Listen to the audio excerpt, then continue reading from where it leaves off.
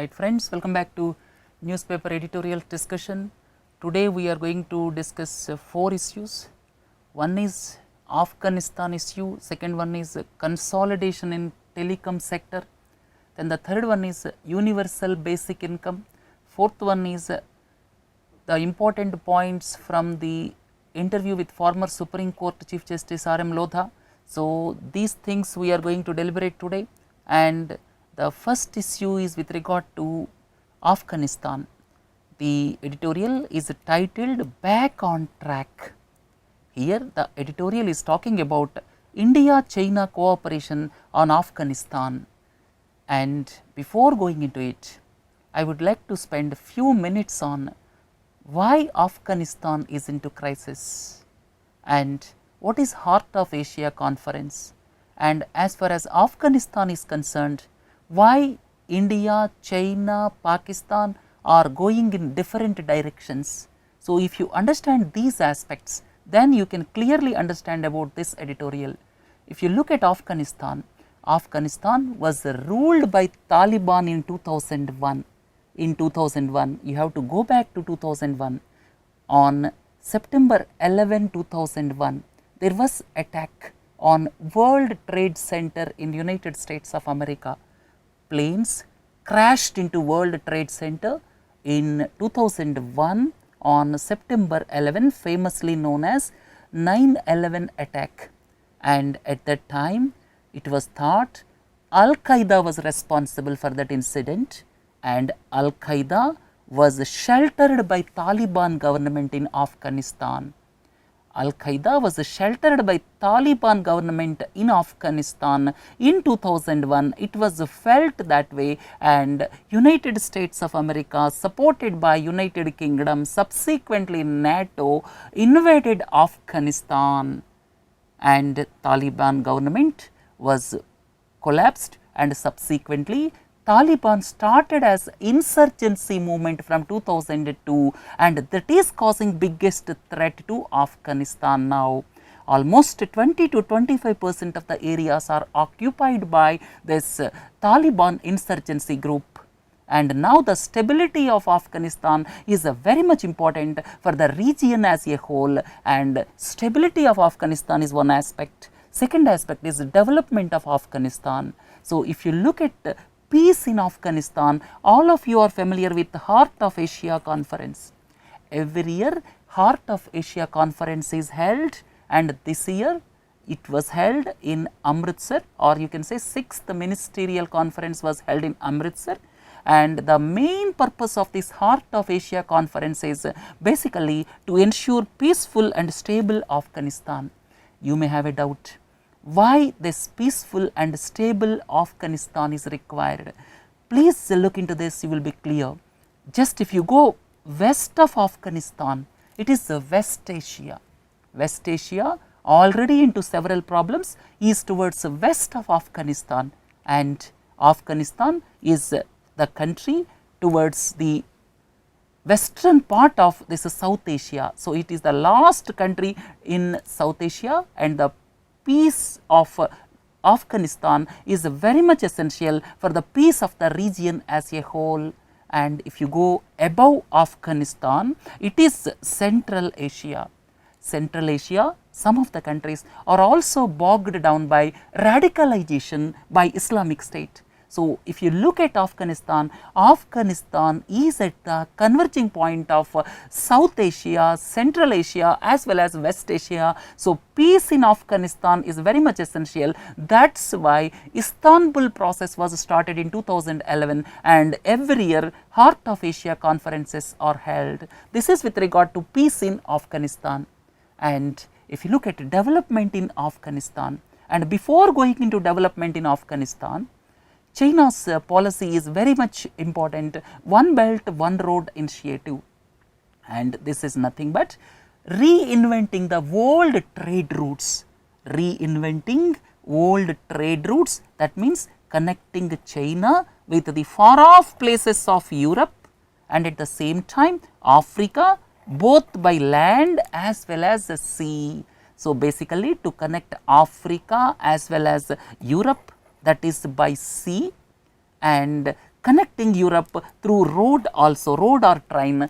That is basically reinventing the old trade route, which is popularly known as one belt, one road policy. And you see this string of perils policy, that is the development of ports. You see almost all our neighbors, if you look at our neighbors, as part of string of perils policy, China is going to develop this Sittwe port. Sittwe port is in Myanmar, and Chittagong port is in Bangladesh, and here Hambantota port is in Sri Lanka, then Gwadar port is in Pakistan. So, China will have its presence almost around all the neighboring countries of India. So, this string of perils policy and this or you can say string of perils is a part of this one belt one road initiative. So, China's economic clout will be felt in all our neighboring countries. That is going to be the 21st century reality, right? And then if you look at Afghanistan, when we look at Afghanistan, China is going in its own way. Recently, a train was started from Nantong and it reached Afghanistan. So, through train, China want to have its own presence felt in Afghanistan. And if you look at this, all of you are familiar, Gwadar port right up to Kashgar city, this is China-Pakistan Economic Corridor or CPEC, and in fact, China want Afghanistan should have its connectivity with the CPEC. And if you look at India, India is going in different direction by developing Chabahar port. Once Chabahar port in Iran is developed, that will have access to not only Afghanistan but also Central Asia. So, each country is going in its own way. So, two things when you look at Afghanistan are very important. One is how to ensure peace in Afghanistan. Second one is how to ensure development in Afghanistan. But Pakistan and India have got different perspectives. Pakistan is going ahead with CPEC corridor, and in fact, China want Afghanistan to join in that, and India is looking at this Chabahar port to extend its footprint in Afghanistan, not only in Afghanistan but also in Central Asian region, right? Having learned this, let us come back to India, China. If you look at this article now, I came back to this editorial. If you look at the differences since 1950 between India and China, the first one is the border dispute. China does not recognize Arunachal Pradesh as integral part of India. Then the biggest problem is after giving asylum to Dalai Lama, asylum was given in 1959 by India, and in fact, this is one of the main reasons for deep mistrust between India and China. And if you look at the common differences now, China is objecting for India's entry into nuclear suppliers group. That is first point. Second point is China's technical hold on United Nations designation of Masood Azhar as a terrorist. Now, third point is CPEC passing through POK region. This China-Pakistan economic corridor passing through POK region, that is another irritant between India and China, right? So, these three are the present differences and present development. As per this editorial, the present development is discussion on the possibility of joint development project in Afghanistan. The discussions were held between India and China with regard to the possibility of joint development project in Afghanistan, and this is the positive development between India-China relations, which were strained further during last year because of Masood Azhar case, as well as nuclear suppliers group case, as well as this CPEC passing through POK region. Because of all these reasons, India-China ties strained in recent times, and this is the positive development as per the editorial. And the future challenges are also mentioned in this. So, why he used back on track is because of the reason, because of this discussion on the possibility of joint development project in spite of the relations in 2016 we had very bad relations with China in fact. So, in spite of all those relations, now there is positive sign of India-China relations. That is the editorial, this essence of this editorial, and that also mentions in future China is going to conduct a conference on Belt and Road Initiative in May. And India's neighbors are going to be present there. As I have already told you, all our Indian neighbors are involved. China is going to conduct a conference on Belt and Road Initiative in May, and India's neighbors are going to be present there. So, that is the real test for India. As I have already told you, in almost all the neighbors are included, are going to be affected with China's clout, or you can say China's economic clout will be, that means China's presence will be there in almost in all our neighboring countries. So, the biggest question is, can India overcome the economic clout and resultant influence on our neighbors, right. So, this is the first article. The second article is game of tones. Now, this merger of this mobile services companies, and please look into the important words. You should have clear idea about what is merger, what is acquisition, what is amalgamation. Merger means two separate entities combine to create a new organization, or you can say now all these 5 banks are merging into State Bank of India. All these 5 banks are merging into State Bank of India. So, this is a merger, and sometimes we call acquisition. Normal meaning of acquisition is some big company taking over small company is acquisition, but please do not forget nowadays mergers and acquisitions, one common word is mergers and acquisitions or M&As, and acquisition means normally takeover of small companies by big company. Takeover of small companies by big company is acquisition, and merger is normally relatively big company merging into another company is a merger. So, merger and acquisition, there is a difference. And another point is, I would like to tell you, sometimes you call it takeover also. Acquisition is sometimes called takeover. When somebody says takeover, it gives some sort of negative connotation. That means one company is forcing another company to merge into it, or you can say forcible takeover, right. So, here there is a difference between merger, acquisition. Third one is amalgamation. Amalgamation is combination of 2 or more companies into a new entity. Here amalgamation meaning is, if company A, company B, when both are forming a new company by name C, the name of the company will be changed to some new name C, then we have to call amalgamation. So, please understand the difference between merger and amalgamation. Then here the article is about consolidation of telecom players and recent news items. All of you are familiar with Reliance Communications merged with Aircel, in fact merged with Reliance Communications. Now, Vodafone and Idea merger talks are going on. Airtel will, in fact Telenor will merge with Airtel. So, here Reliance Communications, Aircel, then Vodafone Idea, Airtel, Telenor, and this is because of Reliance Jio's entry. Because of the disruptive entry of this Reliance Jio, these mergers are taking place, right. And if you look at the predatory pricing, in the editorial, predatory pricing word is used. Predatory has got 2 meanings. One, in general sense, an animal which kills and eats other animals is predatory. I have given one picture, you will be very clear about this predatory and predatory pricing. What is the meaning of predatory pricing? Predatory pricing means firms set prices below workable rates. And now the allegation against Reliance Jio is, Reliance Jio is going with predatory pricing.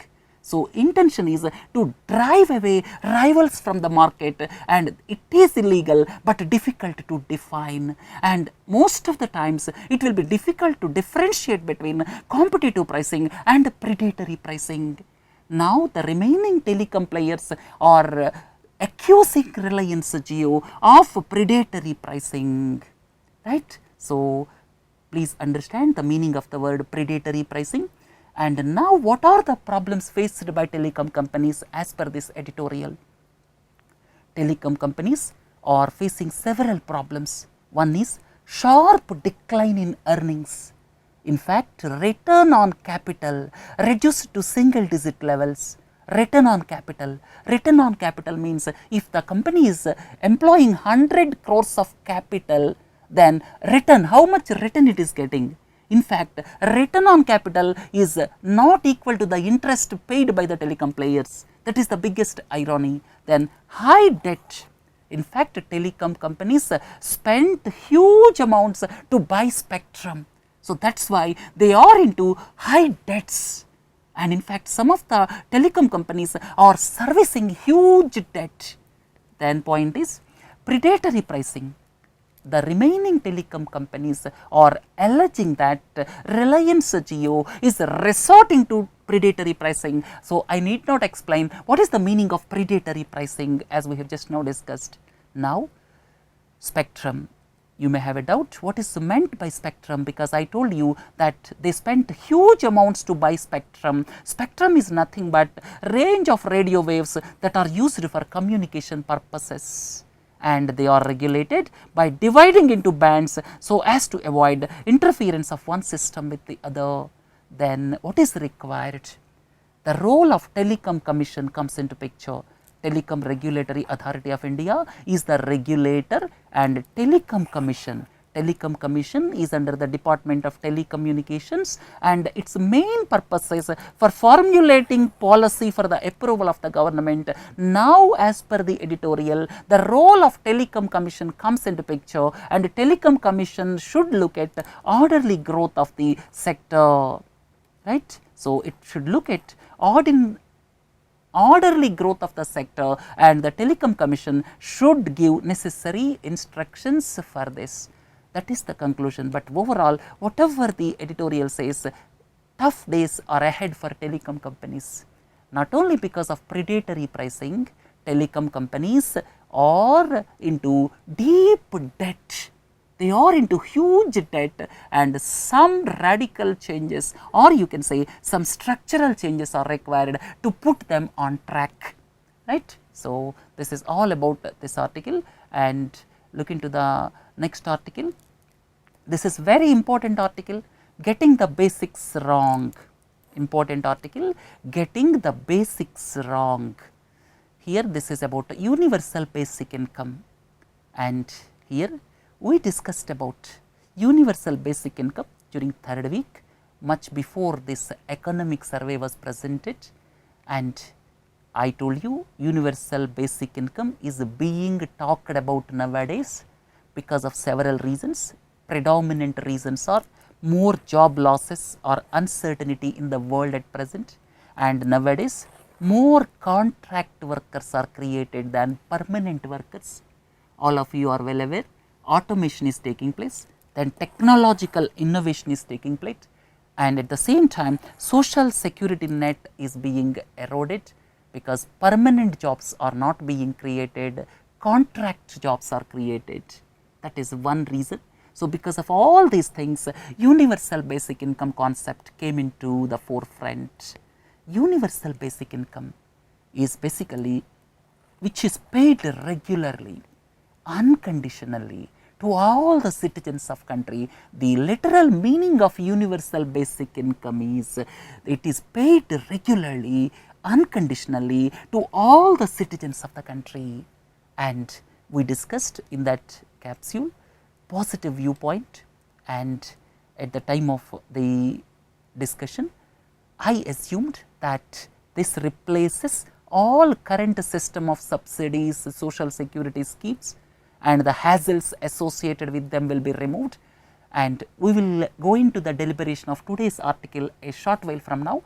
and in that capsule I have talked about positive viewpoint, negative or opposite viewpoint, and at the same time why is it not feasible in India at the present juncture. All these things I deliberated in that capsule. Please view that capsule, right. That is one part. Now, let us come back to the present article. Before going into it, all of you are familiar with various social security benefits, or you can say various benefits given to the people below poverty line in our country, and some benefits are given to the people above poverty line also. And this National Food Security Act, this is rice, wheat. At the same time, some of the governments are giving laptops, some of the governments are giving cycles to girl students, and now people are talking about unemployment allowance. Some of the state governments like Andhra Pradesh is contemplating unemployment allowance. So, these are all the doles given by the politicians nowadays, and some of them are required, some of them are populist measures. That is different story. And now, let us come back to the discussion of this article. This article, the author says that as per the book written by Philip Van Parijs, Real Freedom for All, the book Real Freedom for All, it is mentioned that reason for universal basic income is basically fair distribution of real freedom to pursue the realization of one's conception of good life, so as to have good life by all the citizens. Then the concept of universal basic income is to enjoy life, or you can say to lead freedom of life with decency. All the citizens must be provided by the state actually without a means test, without a work requirement. So, it should be universal in literal sense. All should get certain money transfer into their bank account. That is the literal meaning of universal basic income as per the author.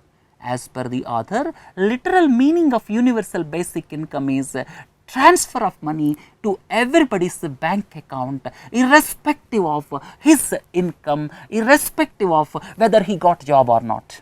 So, this is the concept of universal basic income. And now, Finland Proposal, the article talked about Finland Proposal. In Finland Proposal, it randomly selected 2000 unemployed people in the age group of 25 to 58, and monthly income of 560 euro is being given, irrespective of other income, irrespective of whether they are seeking work or not. They are unemployed people, age group of 25 to 58, and 560 euro is being given, right. So, Finland Proposal is basically the one of the examples of universal basic income which is tried across the world in recent times, right. Now, core concept of UBI as per the author, because in the economic survey, the concept of UBI is something different. Here, the concept of UBI as per the author, or you can say as per the book mentioned by the author, Real Freedom for All, or you can say as per the author's contention, the core concept of UBI is transferring to each and everyone's bank account, irrespective of means, or you can say absence of means test. That means government should not look at whether he is getting other income or not. If he is getting other income, then he can be taxed, that is different story.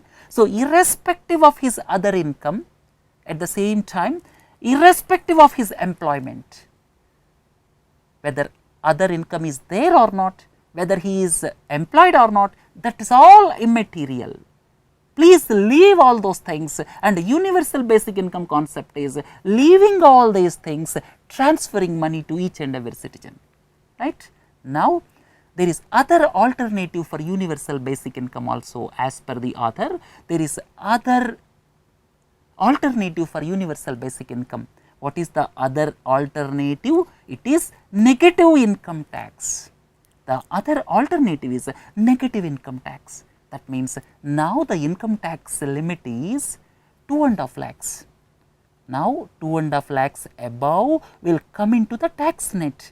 The other meaning of this negative income tax is, if someone is earning 1.5 lakh, if someone is earning 1.5 lakh, so there is a gap of 1 lakh. So into the bank accounts, certain tax will be credited into the bank accounts. Those whoever are earning more than rupees 2.5 lakhs, they will pay income tax to the government, and those earning below 2.5 lakhs, certain income tax, or you can say tax, will be credited into the bank account. Say 10,000, 20,000, that will be credited into the bank account of the individual. So this is another alternative to universal basic income, that is negative income tax. But the biggest problem with this is 100% of the citizens should file income tax. That is the requirement. And the second important point is, all the incomes stated in the income tax declarations must be factual. So it is not that easy to ensure these things in our country. So this negative income tax concept is not applicable for our country. So now let us look at universal basic income. What is the view of economic survey? What the author says? Economic survey says there are several implementation challenges. Economic survey says there are several social security benefits given at present in the form of food subsidy, in the form of fertilizer subsidy, in the form of LPG subsidy, in the form of education, in the form of health. All these benefits are given at present, and under these circumstances, it is not possible to implement universal basic income without taking out these benefits. That is the viewpoint of this economic survey. Economic survey says here UBI would become an add-on to the current anti-poverty and social programs. So this concept of this universal basic income is understood in something different sense by the economic survey as per the author. Here this economic survey says that unless the social benefits are taken out, it is not possible to implement UBI. But the author says that all these social security programs must stay on, they should not be taken out, they must stay on, and in addition to that, universal basic income will supplement the people. It is not replacement of social programs, it is supplementing the present social security programs. So that is the view of the author. The second point is, view of the economic survey is, economic survey says it is not a concept for transfer payment from the rich to the poor. Economic survey says it is not transferring rich to the poor, it is not redistribution as per economic survey, but as per the author, it is a redistribution. The rich people must be taxed and poor people must get the benefit. So the meaning of this is redistribution of wealth has to take place. So some means are to be found with progressive taxation or specific earmarked tax or consumption tax. So government has to impose tax, and it is nothing but redistribution philosophy. So rich has to share the burden of the poor, and it is redistribution philosophy as per this author. So on two counts, it is discounting the view of economic survey, please understand. And now the conclusion is, as per the author, UBI must be universal, 100%, it is not targeted. It should be unconditional, whether you are doing a job, whether you are having no work, whether you are rich, whether you are ultra rich, it should not matter, and it should be universal, unconditional transfer of money.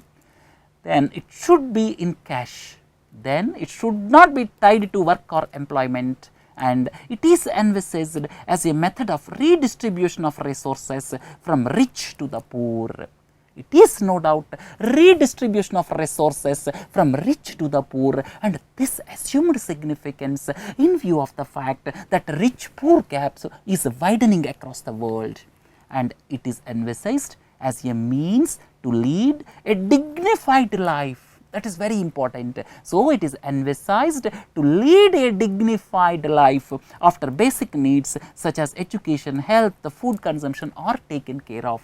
So, the crux of the matter is, as per this article, let all the social security programs stay as it is.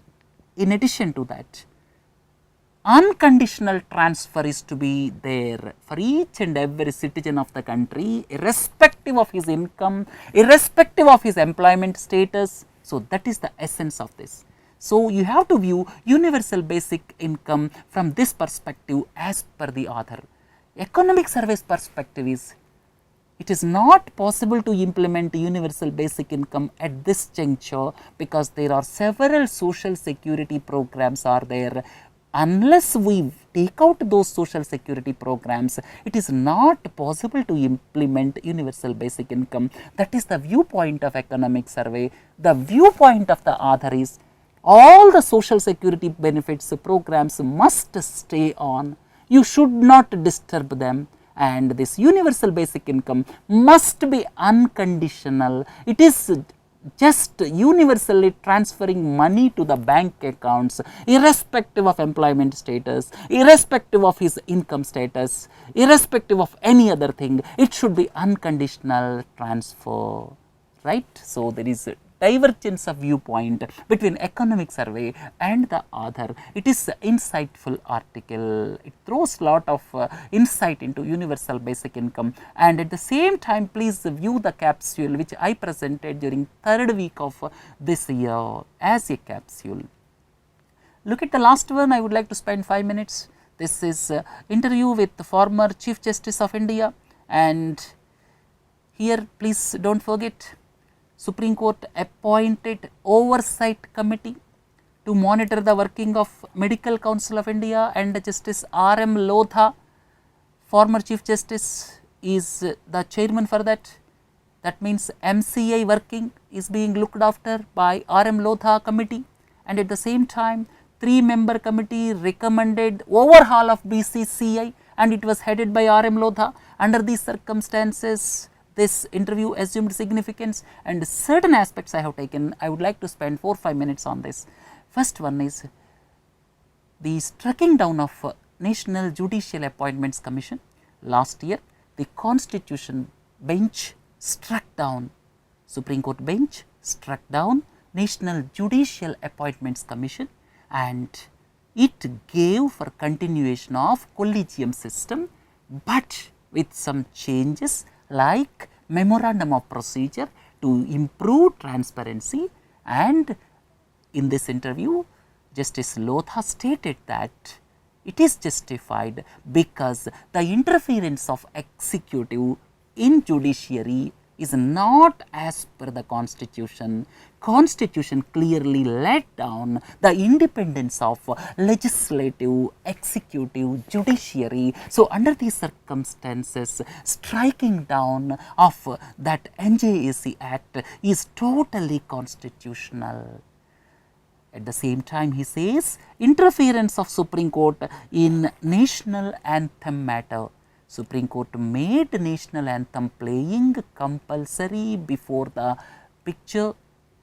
So, in picture halls or movie theatres, he stated that Supreme Court's intervention in this matter is probably avoidable, and he says Supreme Court should look at the issues where important constitutional issues are involved.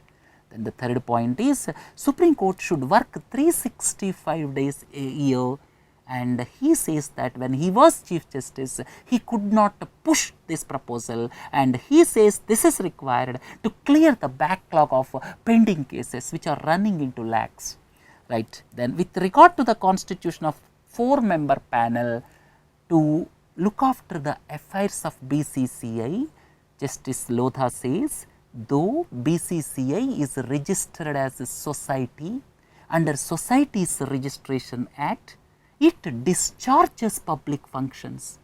When it discharges public functions, then court's intervention or Supreme Court's intervention can be there. So, judicial supervision can be there when some organization is discharging public functions, though it is registered as a society, but BCCI is selecting the national players and it is discharging public functions. So, under these circumstances, court intervention is sometimes necessary to discharge its duties. So, judicial supervision can be there when something is involving public functions. Then the last one is with regard to the reforms in BCCI, the former Chief Justice says that one state, one vote is required to make people accountable and demolish monopoly. Because of the reason, at present out of 29 states, only 20 states have got presence in BCCI, and at the same time states like Maharashtra, Gujarat have got 3 votes each, and some states, most of the northeastern states do not have representation. So, as to ensure accountability and demolish monopoly, this is required as per the Chief Justice, as per the former Chief Justice. So, as per the interview, he says that it will go down well with the principles of good governance, transparency, accountability, no nepotism, no fiefdom. So, these are the words of former Chief Justice. So, we came to the end of editorial discussion, and please do join for the discussion on comprehension at 12 noon. Have a nice day. Thank you.